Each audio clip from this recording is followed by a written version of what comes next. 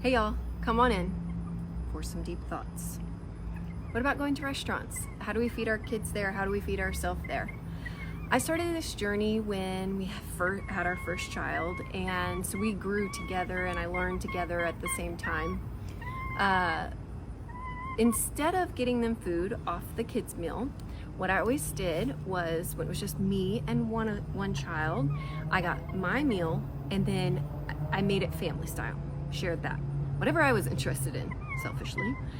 Then, as we grew and had more kids, I would get 2 meals and 3 meals, whatever amount of food it took to feed us, but I would do it family style, and it would always be off the main menu, and we've always went to lots of different cultural restaurants. We love all different styles of food.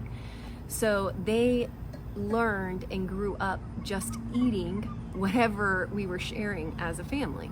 Now that they're older, they of course pick their own thing. We still share a lot, but that might be an approach you could take.